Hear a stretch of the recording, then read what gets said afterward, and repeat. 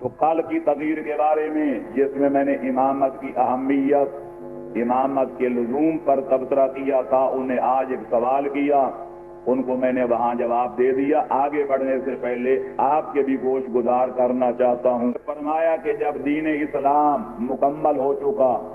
الیوم اکملت لکم دینکم واتممت علیکم نعمتی ورضیت لکم الاسلام دینا، جب خالق نے قرآن میں نص قائم کر دی کہ دین مکمل ہو گیا، تو جب دین پیغمبر کے زمانے میں مکمل ہو گیا، اکمل ہو گیا، تو پھر پیغمبر کے بعد اس اکمل دین کے لیے کسی امام کی ضرورت ہے تو کیوں ہے؟ تو اس سلسلہ میں میں دو گزارشیں کروں گا، ایک ان کی خدمت میں کی تھی وہ بھی آپ کو عرض کروں گا، اور ایک مزید برآں بھی، کہ پہلی گزارش تو یہ ہے کہ اگر ہم یہ کہتے کہ امام کوئی نیا دین لاتا ہے، امام کوئی نئی شریعت کا بانی ہوتا ہے، تب تو یہ اعتراض وارد تھا کہ جب دین مکمل ہو گیا تو پھر اس مکمل دین کے بعد کسی اور دین کے لانے والے کی، کسی نئے قانون کے لانے والے کی ضرورت کیا ہے؟ لیکن میں نے عرض کر دیا اور سمجھدار جانتے ہیں کہ ہمارے مذہبی نقطہ نظر سے جہاں تک دین سازی کا تعلق ہے، جہاں تک قانون سازی کا تعلق ہے، یہ محکمہ خالق نے اپنے قبضے قدرت میں رکھا ہوا ہے۔ دین بنانا خدا کا کام، قانون بنانا خدا کا کام، آئین بنانا خدا کا کام۔ جو قانون، جو آئین، جو شریعت خدا بنا دے، اس کے بنائے ہوئے دین کا اس کے بندوں تک پہنچانا، یہ ہوتا ہے نبی اور رسول کا کام۔ تو جو دین اور آئین خدا بنا دے اور اس کا نبی اور رسول اس کے بندوں تک پہنچا دے، اب اللہ کے بنائے ہوئے آئین کا جاری کرنا،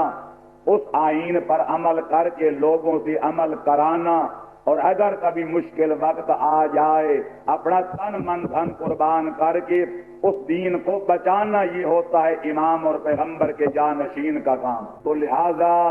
امام کے تقرر کا مقصد یہی ہے کہ اللہ کے بنائے ہوئے، پیغمبر کے پہنچائے ہوئے آئین پر عمل درآمد کیا جائے اور کرایا جائے، نظام شریعت کو کائنات میں نافذ فرمایا جائے۔ یہ ایسی کھلی ہوئی حقیقت ہے کہ جس کی وضاحت کی مجھے ضرورت نہیں، کہ کوئی چھوٹا یا بڑا ملک بغیر دو چیزوں کے کبھی نہیں چل سکتا۔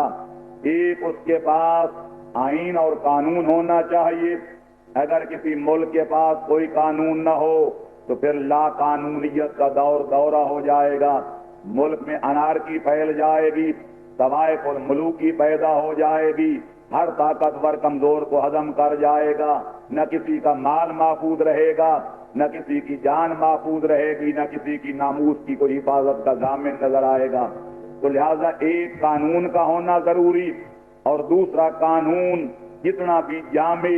جتنا مکمل، جتنا اجمع، جتنا اکمل کیوں نہ ہو، جب تک اس قانون کے سمجھنے والے اور سمجھانے والے نہ ہوں، جب تک قانون پر عمل کرنے والے اور کرانے والے نہ ہوں، اگر قانون کو کتابوں میں لکھ دیا جائے، کتابوں کو الماریوں میں رکھ کر اوپر دروازہ بند کر کے تالا لگا دیا جائے، تو بڑے سے بڑا عمدہ قانون بھی کوئی کام نہیں آ سکتا۔ تو لہذا ضرورت ہے کہ پہلے قانون ہو، پھر قانون پر عمل کرانے والے ہوں۔ تو لہذا قانون اللہ نے بنا دیا، نبی نے پہنچا دیا۔ امام کا کام نہ قانون بنانا ہے، نہ آئین دستور پر مرتب کرنا ہے، بلکہ اللہ کے بنائے ہوئے اور نبی کے پہنچائے ہوئے آئین پر عمل کر کے کائنات کو عمل کرانا ہے، اور لوگوں کو قانون کا مطلب سمجھانا ہے۔